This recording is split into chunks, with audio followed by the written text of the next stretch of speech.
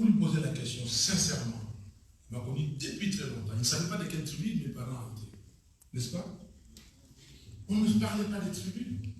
Comme on disait, je suis un doigt, un poids, un trait. Aujourd'hui, on nous dit, ah non, tu es de tel, tel. Et ça, c'est quand les politiciens se trouvent en difficulté et ils prennent cette corde tribale, ils commencent à remuer. Ils disent que je suis de. Non. Nous sommes Congolais. Nous sommes Congolaises. Et nous voulons l'unité du pays.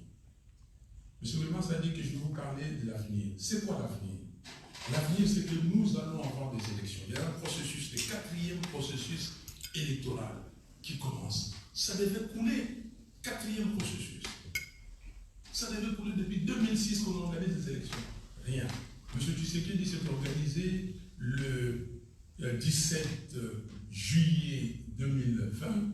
Il a nommé les juges de la Cour constitutionnelle, tous de son obédience. Il est revenu sur la commission électorale. Il a nommé les membres de la commission électorale à lui. La loi électorale. Il y a des amis qui se sont constitués dans un groupe qui s'appelait les G13. Ils ont fait une proposition, comme nous-mêmes, nous avons fait une proposition de loi sur la CENI et même sur la loi électorale. Et cette proposition a été totalement, ces propositions ont été écartées et Tshisekedi est allé dans une proposition de la loi électorale qui est totalement favorable à lui. Le président de la CENI vient de son parti politique, le ministre de la Justice vient de lui, le ministre de l'Intérieur, le gouverneur de la Banque centrale, le ministre des Finances, tout ce qui a trait aux élections s'appelle Ouaïn, apparentement avec l'UDPS. Et Tshisekedi. Comment organiser les élections crédibles? Nous nous disons qu'en 2023, c'est-à-dire l'année prochaine, il faut qu'il y ait élection. Pourquoi? Parce que c'est la Constitution qui le dit. Nous devons respecter la loi. Comme les Romains, chez les Romains, il n'y a pas une seule minute où quelqu'un peut se dire que le terme est fini, je rallonge le terme. Le terme a été convenu dans la Constitution. La Constitution dit dans son article 70 que, je cite, le président de la République est élu au suffrage universel direct pour un mandat de 5 ans. 5 ans renouvelables une seule fois. Pas autre chose. Mais quand les gens prennent l'alinéa deuxième pour dire le président, mais l'alinéa deuxième est clair. Le président en exercice reste en fonction jusqu'à l'installation, même définitive, du président élu. Pas à élire, le président a élu. Ça suppose que le président a déjà été élu et il attend, comme aux États-Unis, le président est élu au mois de novembre, il attend le janvier pour prendre ses fonctions. C'est ça. Et l'article 71, dans le texte originel, dit que l'élection présidentielle, les gagnants, c'est celui qui a la majorité absolue. Si au premier tour, il n'y a pas de majorité absolue, les deux arrivés en ordre utile compétissent au deuxième tour et on prend celui qui a 50 plus 1. Et puis l'article 73 dit, et voilà comment ça se tient. L'article 73 dit ceci, que le scrutin pour l'élection du président de la République est organisé par la Commission électorale nationale indépendante 90 jours avant la fin du mandat du président à l'exercice. Vous voyez, ça se tient 90 jours. Pourquoi? Parce que s'il y a deuxième tour, on a encore le temps et à la date prévue. Et quand il est élu, il sera certainement élu avant les termes, avant terme. Et quand il est élu, il ne prend pas possession de sa fonction. Et c'est à ce moment-là que le président en exercice continue à exercer le mandat jusqu'à l'installation. Et les mots sont précis. Donc, nous disons qu'il n'y a pas, il y a un terme qu'on aime bien chez nous, glissement. Pas de glissement possible. Pas de seconde de glissement. Le mandat se termine, même si c'était frauduleux, on le consent, le mandat se termine le 23 janvier 2024. Et le 23 janvier, M. Tshisekedi doit partir. Vous allez me dire, mais écoutez, donc même si ce sont des élections bâclées, on n'est pas prêt, il faut les organiser. Non. Nous pouvons accepter qu'on nous dise, bon, mais voilà, il faut encore 1 mois, 2 mois pour... Mais, c'est une situation exceptionnelle qui est prévue par la Constitution. La réponse est dans la Constitution. Donc, Tshisekedi doit partir, même si on doit proroger de quelques mois, comment dire, la date des élections. Mais, on peut me dire aussi, est-ce qu'on applique ce qui est dit dans la Constitution? Parce que dans la Constitution, on dit en cas d'empêchement, c'est le président du Sénat qui assume ou assure l'intérim. Est-ce que c'est ça? Et là, la classe politique, le parti prenant peuvent se mettre d'accord sur une solution. Et là, nous sommes flexibles. Voilà ce que nous nous proposons. Et alors maintenant, ici, qu'est-ce que je demande à nos partenaires, aux pays amis? Je viens des États-Unis, j'étais au Canada, et j'ai été reçu à un haut niveau, et j'ai dit, ce que nous voulons, c'est que trouver les moyens de nous mettre ensemble. Toutes les parties prenantes, nous ne sommes pas nombreux aujourd'hui. Vous avez l'Union sacrée, vous connaissez l'Union sacrée de la nation, Tshisekedi et ses amis, vous avez l'FCC, M. Kabila et ses amis, et vous avez la MOUCA, nous sommes à la MOUCA. 3 parties prenantes politiques, et vous avez la 4e, la société civile, parce que vous ne pouvez pas mettre les églises de côté, elles sont fortes et elles sont beaucoup plus conscientes de la situation que les politiques. Ces 4 parties prenantes, est-ce qu'ils peuvent se mettre ensemble pendant 3 jours? 72 heures, c'est trop, même une semaine. Ils se mettent ensemble pour dire qu'est-ce que nous faisons de la commission électorale. Est-ce qu'on change profondément? Peut-être non. Parce que les catholiques qui ne voulaient pas du président de la CNI, M. Kadima, les catholiques et les protestants, ils se sont déjà dit, bon écoutez, le vin est tiré, il faut le boire. Bon, il est de cette composante-là. Mais les autres membres qui viennent des composantes politiques, est-ce qu'on ne peut pas les changer? Dire à la MOCA de mettre ses membres, dire au FCC de mettre ses membres, on se convient. C'est une discussion, s'il y a la bonne foi et la bonne volonté, on peut y arriver en peu de temps. Deuxième question, la loi électorale, elle a été adoptée et, publiée au journal officiel depuis juin dernier. Est-ce qu'il y a des choses qu'on peut revoir? Toutes ou tous les articles? Non. Peut-être 4-5, même moins. Est-ce qu'on peut se mettre autour d'une table pour dire l'Assemblée nationale est en session, tous les parlements sont en session jusqu'au 15 décembre. Est-ce qu'on peut se convenir sur le mode de scrutin? Très rapidement.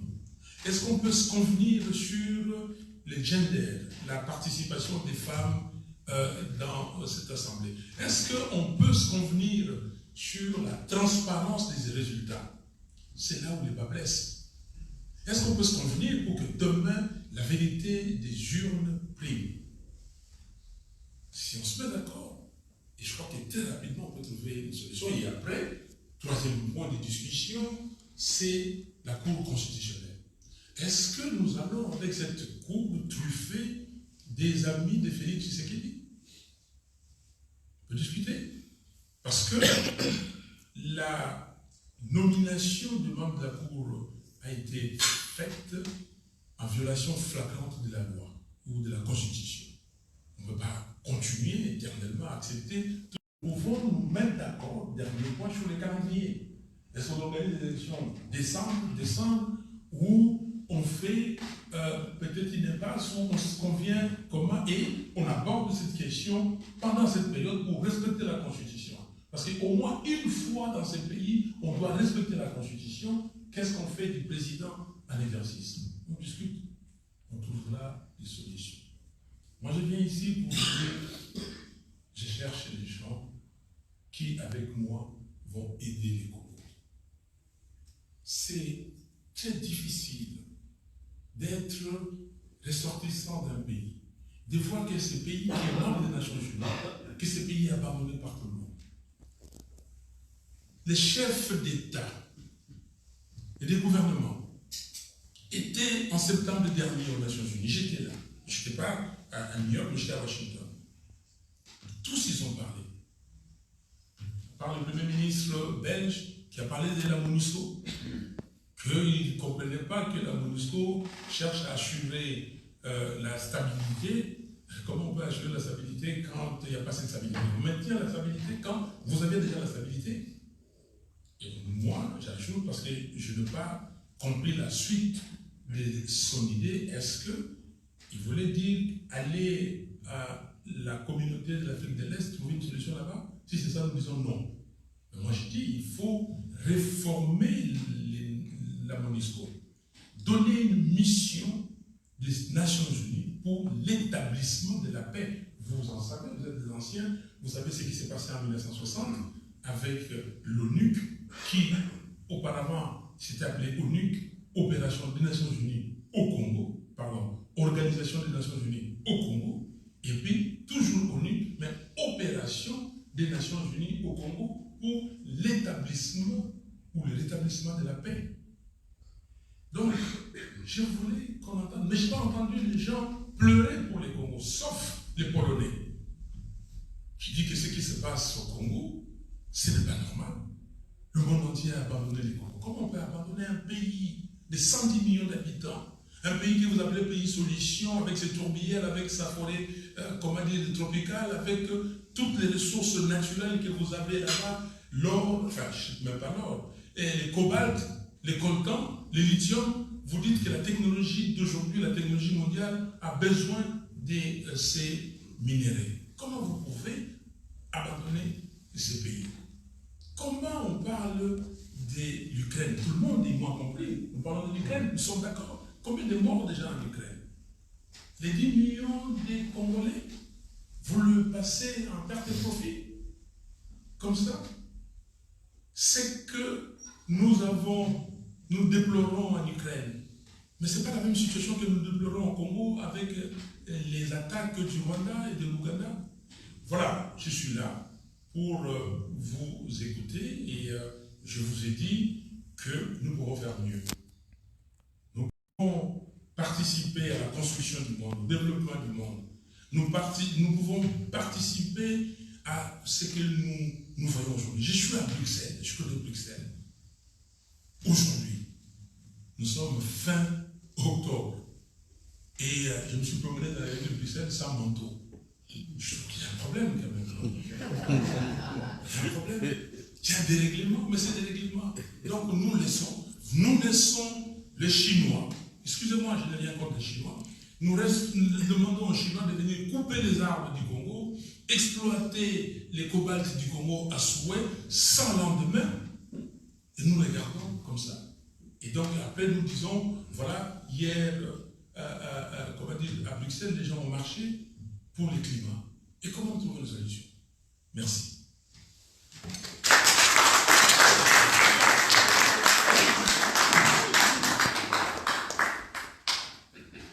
Les questions sont multiples, les solutions vraisemblablement aussi. Qui demande la parole?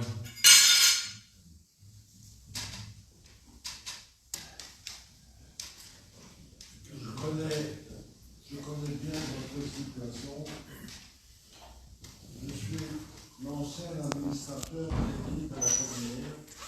J'ai 93 ans et je voulais vous communiquer quelque chose qui était important que je voulais maintenant. Premièrement, j'ai bien connu le président Katarzyk après qu'il était président et qu'il était dans le maillot. J'ai déjeuné avec lui et je lui ai dit, je ne comprends pas pourquoi vous n'avez pas insisté pour avoir encore un minimum de cadre dans l'administration belge pour poursuivre, comme De Gaulle l'avait fait dans toutes ses ex-colonies sur l'Équateur. Et il m'a regardé, il m'a dit, vous savez, je n'ai vu que vos politiciens à la table ronde. Il dit, comment, il n'y avait pas d'autres personnes? Non, ce n'est pas des gens comme vous qui avaient vécu au Congo, qui connaissaient bien les Congolais. C'était des colonisateurs. Ils étaient exclus des partis politiques belges. Bon, évidemment, il m'a tout de suite réagi, il a réagi avec son petit doigt, il a dit erreur, erreur. Donc, lui-même a avoué que c'était une erreur, qu'il fallait trouver quelque chose. J'ai très bien connu le président Mobutu, que j'ai vu plusieurs fois. Et dans une conversation que j'ai eue depuis un moment passé, et que j'avais eu une discussion avec lui, qui s'était passé, et puis il m'a regardé. Il m'a dit, vous savez, vous connaissez bien mon pays. Moi, je ne dis pas plus que les autres. Si. Moi, je sais que vous connaissez bien mon pays. Bref, il me regarde et il dit, est-ce que vous avez des remarques à faire? Vous voyez ma tête, des remarques à faire au président Mobutu. Et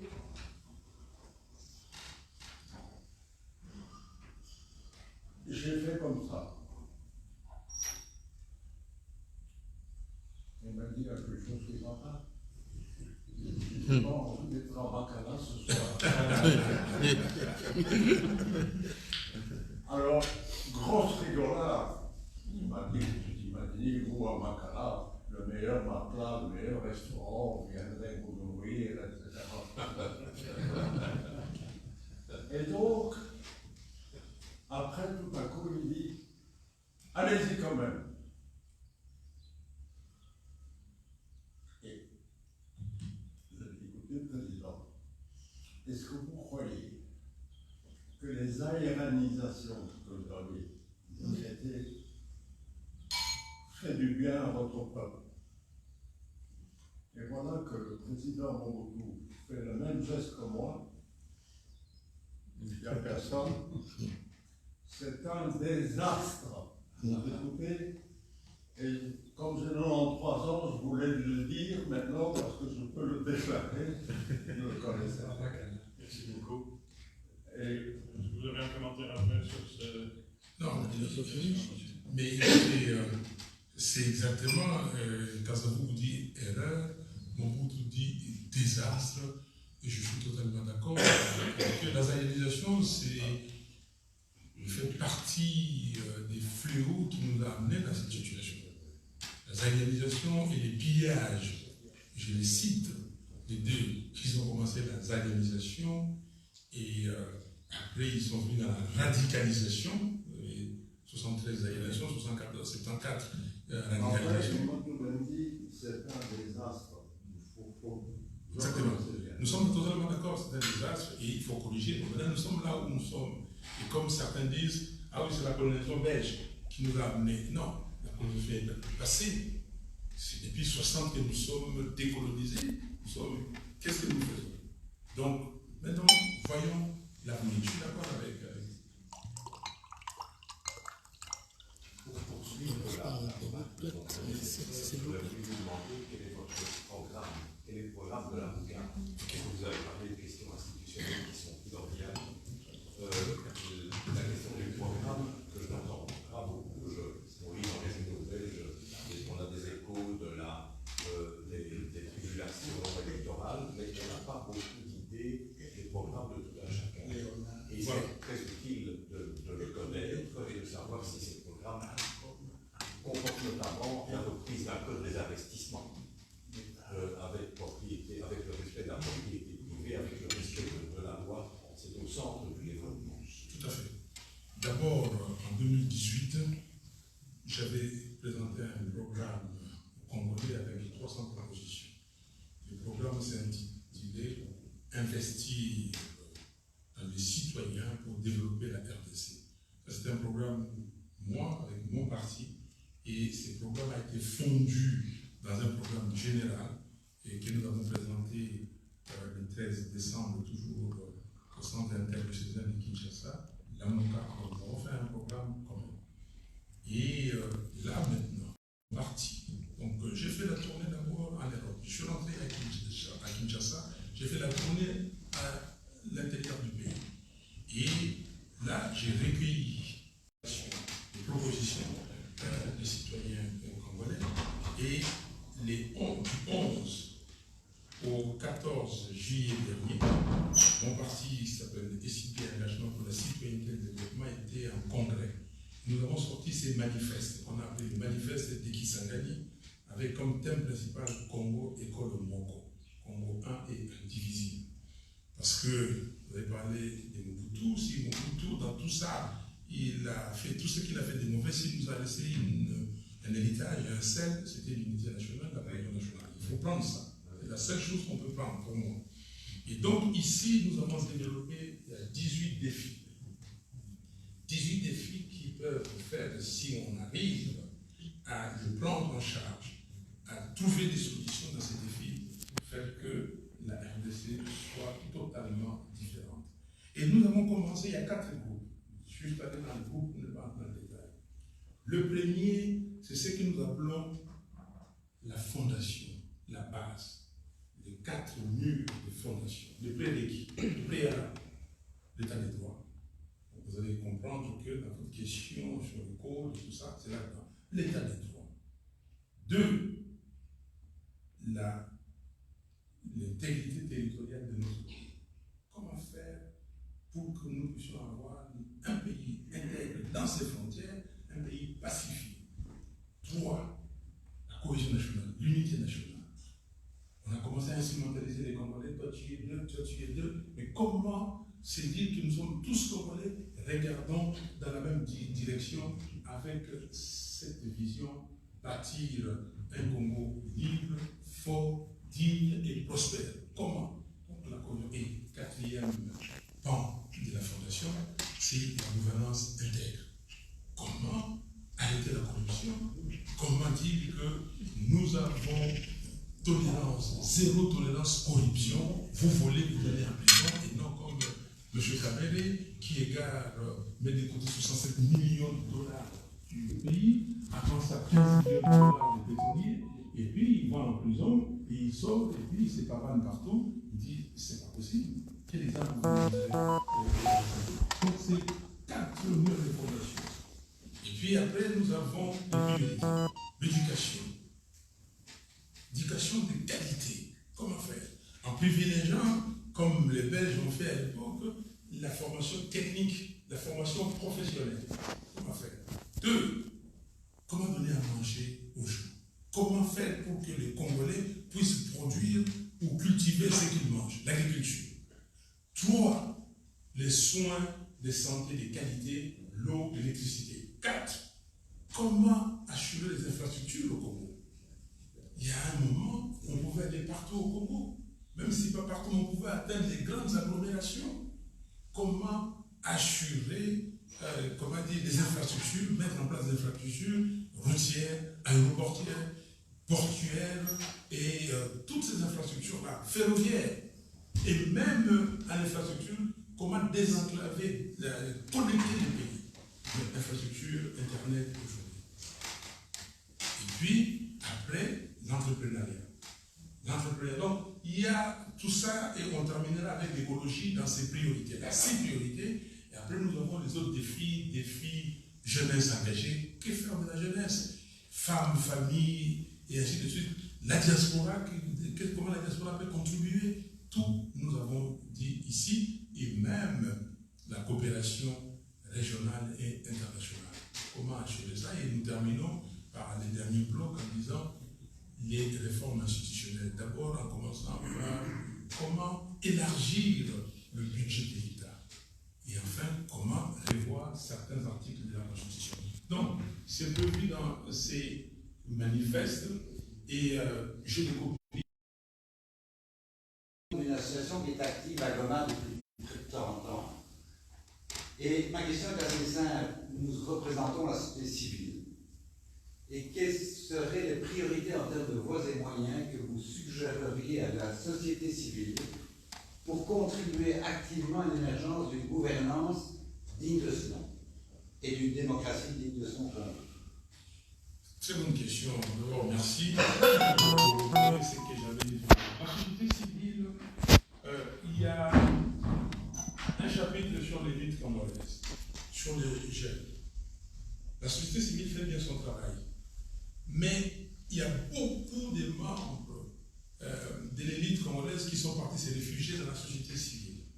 Ok? En restant là-bas. Moi, je dis, tant que vous ne vous occupez pas de la politique, vous abandonnez la politique aux gens qui n'ont rien à perdre. Parce que vous regardez, vous avez discuté à l'époque avec des messieurs comme Oscar Mbong, Pinga Kaseda, Gérard Kamanda, des gens qui avaient de la valeur et tout ça, vous avez des interlocuteurs. Aujourd'hui, on va vous donner des noms, je ne vais pas citer les noms, des gens qui sont à l'Assemblée nationale. Je dis, c'est exécrable. Or, nous avons des membres de la société civile qui sont forts, qui doivent commencer, eux, à revendiquer l'ordre de médecin. Que fait l'ordre de médecin? Déjà, s'occuper d'abord au règlement du problème politique. Parce que notre constitution, comme je dis, dans son exposé des motifs, dit que la République démocratique du Congo, depuis le 30 juin 1960, dans son domaine, et ça, je demande à la société civile de ne pas se dire, c'est vrai qu'on ne fait pas la politique, mais la politique c'est l'affaire de tout le monde. La politique qui règle tout. Si aujourd'hui, Tshisekedi était dehors avec moi, on criait, et il ne pouvait rien. Mais aujourd'hui, il a le pouvoir, il fait tout ce qu'il veut. Et donc, la société civile, nous tous, nous devons d'abord contribuer à cimenter ou à mettre en place ces 4 murs de fondation.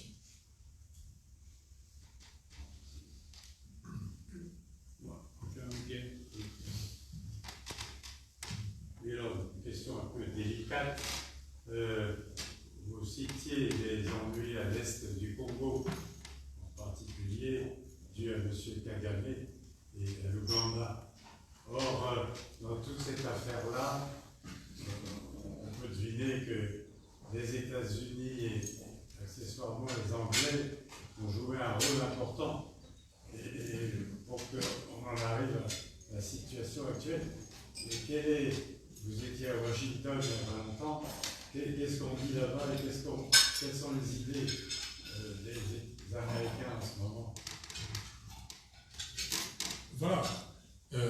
Vous semblez dire que les États-Unis et la Grande-Bretagne sont derrière Kagame et tout. Moi, je connais celui qui est devant moi. Je n'ai pas besoin de chercher les gens qui sont derrière. Aujourd'hui, je vois M. Kagame s'exprime clairement et il a sa stratégie que je vois, que je décortique, que j'analyse et je sais là où il veut arriver. Bunagana aujourd'hui, je sais ce qui se passe dedans parce que j'ai fait la stratégie aussi, moi, et je comprends ce qu'il veut. Ces manigances avec Kabila et Tshisekedi, je connais, nous amener à l'Est. Je n'ai pas vu les Américains venir me dire que non, vous allez à l'Est. J'ai vu les Américains là-bas, je leur ai dit que nous n'avons pas besoin des Eastern African Community. Nous ne sommes pas membres de la communauté de l'Afrique de l'Est. Le Congo appartient à l'Afrique centrale et à l'Afrique. Okay? Dans ces cas-là, il fallait nous amener à la SADC. Il fallait demander à la SADC de prendre une solution à cette question. Donc, ce que je demande, je vois la personne qui est en face de moi et je vais qu'il arrête. Et s'il y a des gens qui sont derrière lui, que eux aussi arrêtent. Merci. Les relations entre la Belgique et le Congo ont toujours été compliquées. Comment est-ce que vous voyez l'évolution de cette relation par rapport au rôle avec les États-Unis, la Chine et éventuellement la Belgique? Moi j'ai l'impression, je crois profondément, parce que moi je suis ami à beaucoup de gens, beaucoup de Belges, et tout ça, on a discuté, et j'ai l'impression que les Belges, pas simplement les Belges, mais la communauté internationale n'a pas encore trouvé l'interlocuteur valable.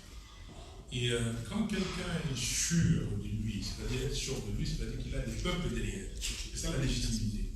Il sait que la souveraineté n'est pas un concept abstrait, mais réel. Et que cette souveraineté, comme établie dans notre Constitution, dans son article 5, appartient au peuple.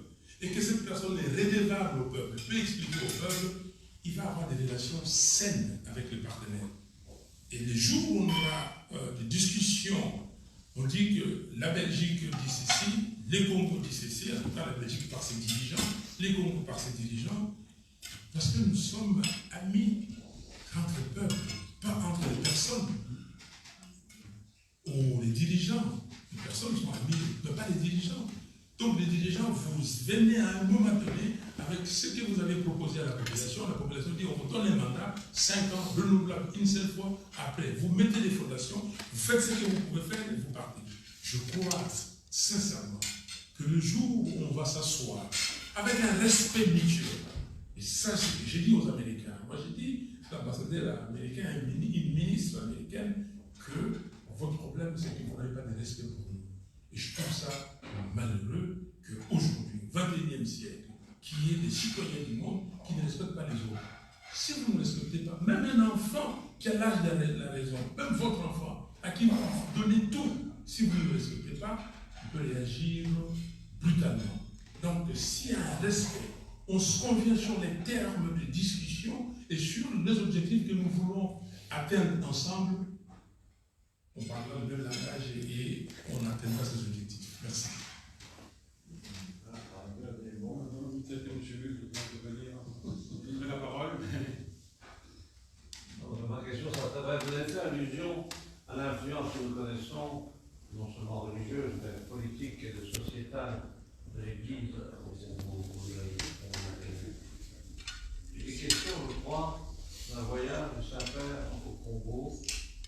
Il a été remis à un moment donné. J'ai vu récemment dans la presse que le projet était remis sur le tableau. Dans la perspective des élections, est-ce que vous croyez que ça pourrait être un élément significatif de votre élection manquée? L'Église a pris position très clairement sur ce sujet. Quel est votre sentiment actuellement sur cet égard? Moi, j'ai remercié le Saint-Père d'avoir annulé ces voyages. On a donné des raisons. Mais parce qu'on a vu, toujours malade, dérangé par les genoux, il est parti dans un autre pays. Et j'étais parmi ceux qui n'ont pas approuvé ces voyages. Et j'ai dit ici que le Saint-Père devait simplement donner une condition.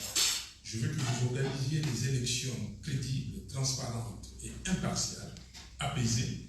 Et après ces élections, voici la date. Par exemple, mars 2024 ou avril, je ne sais pas, je serai au Congo, mais les préalables, c'est les élections.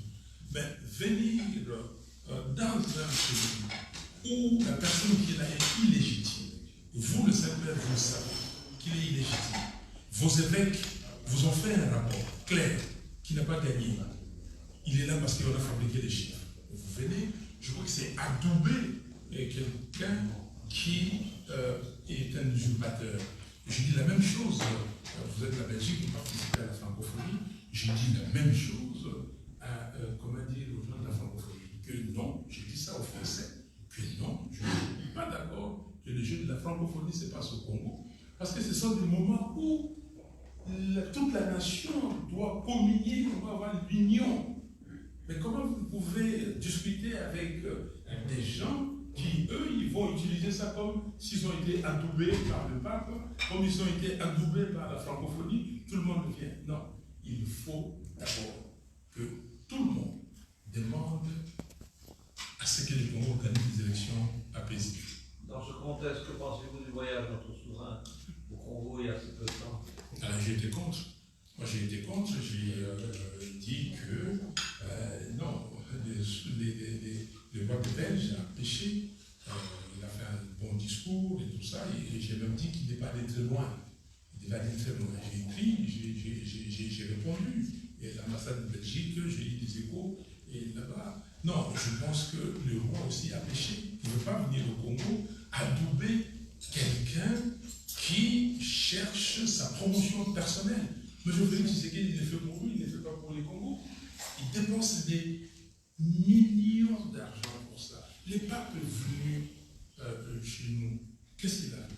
Est-ce qu'on l'a amené dans un mausolée pour dire, voici ici, nous avons eu 10 millions de morts. Et vous voyez quand, je prends le plus récent, Blinken vient au Congo, qu'est-ce qu'il voit? Et quand il va à Kigali, qu'est-ce qu'on fait? On l'amène là, on doit l'amener. Pourquoi on ne peut pas faire? Nous qui avons plus de morts, plus de tués, qui connaissons des situations plus graves que toute l'humanité aujourd'hui, tout le pays du monde. Non, je n'ai pas beaucoup accepté. Je dis que nous devons avoir de bonnes relations claires. Vous savez, quand vous discutez avec quelqu'un que vous respectez, quelqu'un qui vous dit des choses qu'il doit lui-même respecter, réaliser, vous avez confiance. Je préfère quelqu'un qui va me dire non, est-ce qu'on peut faire ça, on fait ça. Et puis on se convient. Dès qu'on se convient, on dit on va réaliser, on réalise. Même s'il y avait besoin de ça, ça s'appelle le jeu coopératif, pour ceux qui ont fait la théorie des jeux. Un jeu coopératif, on se met d'accord et on réalise. Si je devais gagner dans un jeu ou machin, 10, mais je gagne 6, j'ai gagné, au lieu de gagner 2 ou 0. Comprenez? Donc, je pense qu'il faut que la Belgique puisse comprendre que 60, on a eu des problèmes. 65, on a eu Mobutu qui a fait ce qu'il a fait. Il avait beaucoup de charisme, un leadership. Il est venu avec une vision, objectif 80, pas réalisé. Et ce que j'appelle le Congo, c'est un pays des rendez-vous manqués. 60, indépendance, rendez-vous manqué. 65, même si c'était le coup d'État avec ce que nous avons eu, rendez-vous manqué. On va à la conférence nationale souveraine. Les cardinals Moussin se déploient la relecture de l'histoire du Congo et puis proposer des solutions pour l'avenir. Rendez-vous manqué. Sun City, on signe l'accord global et inclusif qui nous amène aux élections de 2006. Rendez-vous manqué. On fait beaucoup de choses que des rendez-vous manqués. Et des rendez-vous manqués, pourquoi? C'est simplement des hommes et des femmes qui doivent être à la tête des institutions, qui comprennent quelque chose et amènent le pays au développement. Merci.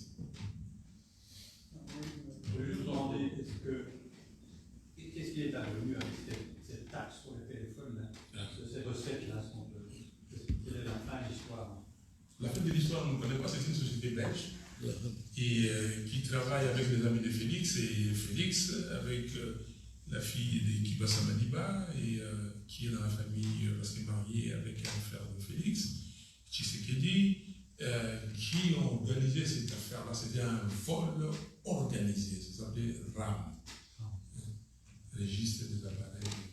Donc, cette taxe-là, on a fait semblant de supprimer, mais on a créé une autre taxe. Évidemment aussi, les Congolais ne voient pas beaucoup de choses et c'est noyé, ils réclament, c'est ça aussi le rôle de la société civile. Mais cette taxe existe toujours. Et les sociétés de téléphonie mobile se plaignent, mais la taxe est là, de plus de 300 ou 400 millions de dollars que le RAM a récupéré avant, on ne sait pas où c'est parti, on n'a jamais vu ça pas dans les rubriques du budget national, et donc c'est un vol organisé comme dans beaucoup de domaines. Moi j'ai beaucoup aimé ce qu'avait dit l'ancien secrétaire général de l'UDPS, M. Jean-Marc Kabound. Il a dit, j'étais dans le système, je sais, et chaque semaine, chaque jour, des avions, des jets privés décollent d'Njili, de l'aéroport d'Njili, avec des millions et des millions de dollars. Bon, quand on a dit ça, je ne sais pas s'il dit vrai ou pas, on aurait voulu au moins voir qu'il y a une enquête qui a été amorcée, qu'on aille sur le registre Andolo ou Anjili, quels sont les jets qui sont sortis, qui avaient affrété ces avions, qu'est-ce qu'il y avait. On peut demander à Interpol, demander à tout le monde de faire des enquêtes. Rien. Vol systématique, devenu pays de corruption, pays de vol. On vole les ordres de grandeur, vous-même ici, dans un pays développé, vous posez la question aussi, on vous dit que quelqu'un a volé 67 millions de dollars. On vous dit que quelqu'un a volé 100 millions de dollars. 300. Les députés congolais, chacun, touchent 21 000 dollars au minimum. Il y a 2 mois, je suis sorti parce que moi-même j'ai des députés, mais je ne savais pas. Parce que nos députés donnent 10% chaque mois des leurs émoluments. Les députés donnaient au parti 600 dollars.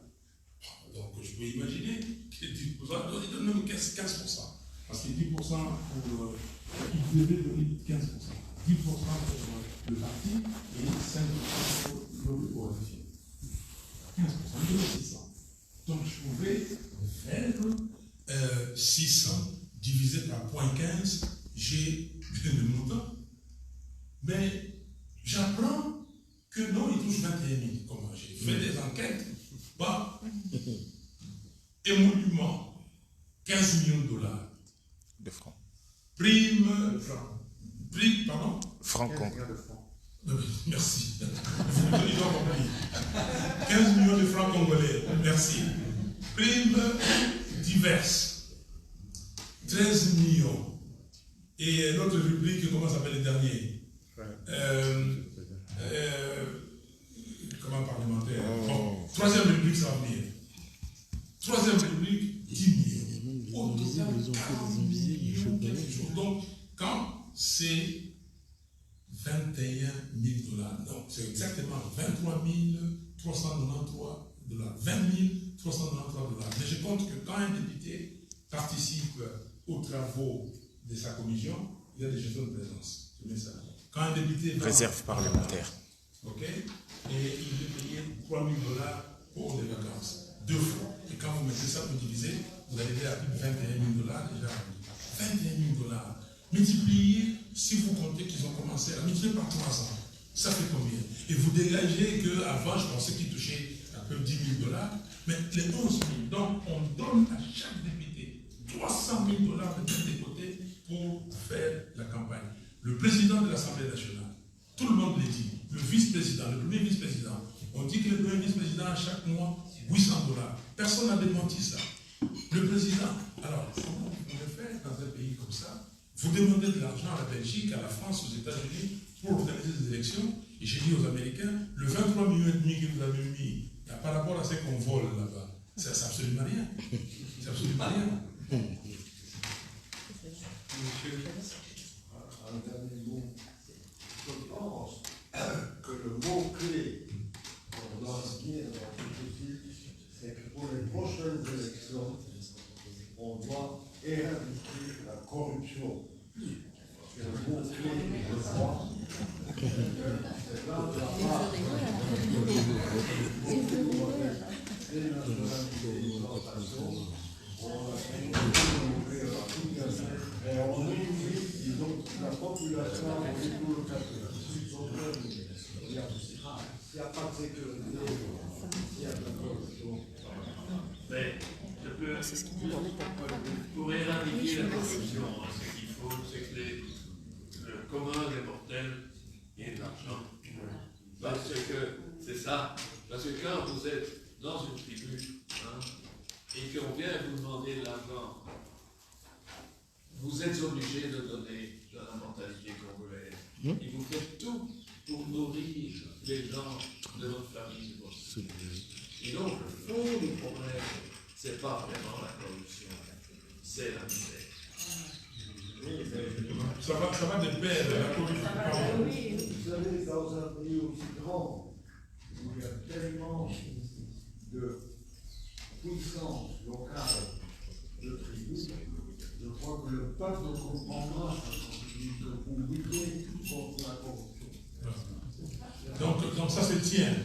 Ce que monsieur dit, c'est la pauvreté et la misère.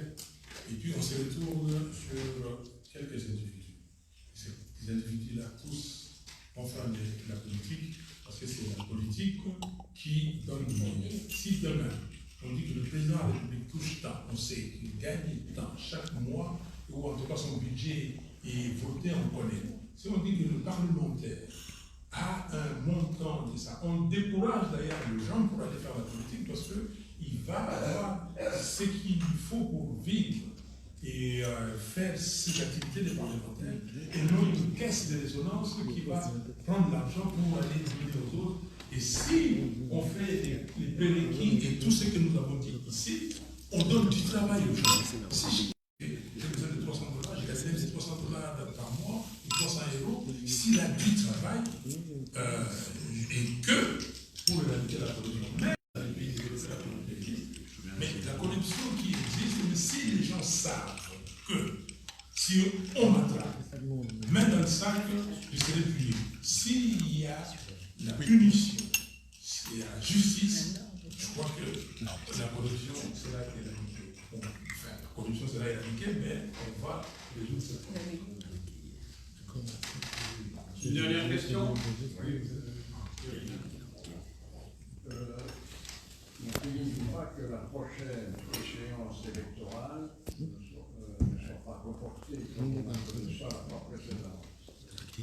Première question. Deuxième question, est-ce que vous pensez que M. Joseph Kabila ne se représentera pas? Je commence par ça. M. Joseph Kabila ne peut pas ou ne peut plus se représenter. Et je l'ai dit, la Cour a fixé les mandats, un mandat renouvelable une seule fois. Donc 2 mandats, c'est fini, il ne peut pas. Et nous nous sommes mis, il y a des textes là, même quand nous sommes allés à la Synco avec les évêques, on a renforcé cela, on a dit qu'il ne peut pas. C'est écrit, point 2, c'est écrit de Romains 2, il est dit qu'il a brigué son second et dernier mandat, il ne pourra pas en briguer un troisième. Donc il le sait. C'est pour ça qu'il cherche à tout prix à mettre quelqu'un qui lui soit favorable. Il veut rester maître du jeu. Les gens ont cru qu'ils ont mis Kabila du côté. Kabila aujourd'hui sera le plus heureux du Congo. Kabila, c'est un millionnaire, milliardaire, qui trône assis sur une fortune énorme. Il a des amis là-bas le supermarché qui publie le Congo. Ce sont les vrais pions. Kabila a un centre animalier, un centre des milliers de Congolais, il gagne des centaines de milliers de dollars par semaine. Donc, il est là et il cherche à être celui qui n'a plus place. Donc, pour la deuxième question, les réformes, je l'ai dit tout à l'heure, nous ne voulons pas de réformes, nous voulons suivre la Constitution. Mais si d'aventure que les experts, parce que c'est ce que j'avais dit, nous demandons ici aux amis du Congo de tout faire pour que les parties prenantes, c'est-à-dire l'Union sacrée, le FCC, la MOCA, la société civile, se mettent au travail pour se convenir. Même s'ils se conviennent dans ces calendriers en disant qu'on va, comme on dit chez nous, glisser légèrement, nous pouvons accepter, mais Tshisekedi doit partir. Donc je crains effectivement les réformes. J'ai milité, j'ai travaillé pour qu'il n'y ait pas de réforme, mais on est là où on est et on doit trouver des solutions.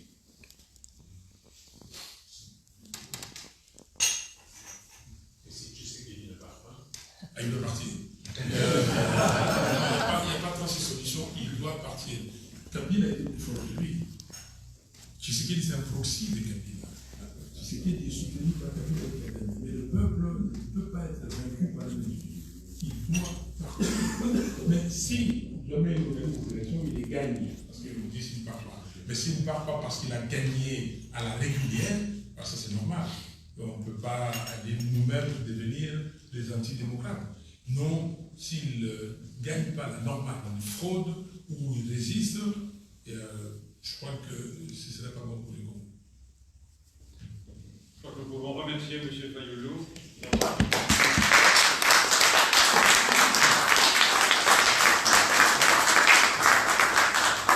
On n'a pas réfuté aucune question, d'y avoir répondu. Et une chose que le Gaulois espère, c'est que dans un avenir prochain, vous aurez encore l'occasion de revenir, quelle que soit la situation que vous occupiez dans la République démocratique du Congo. Merci à vous. Merci à vous. Merci.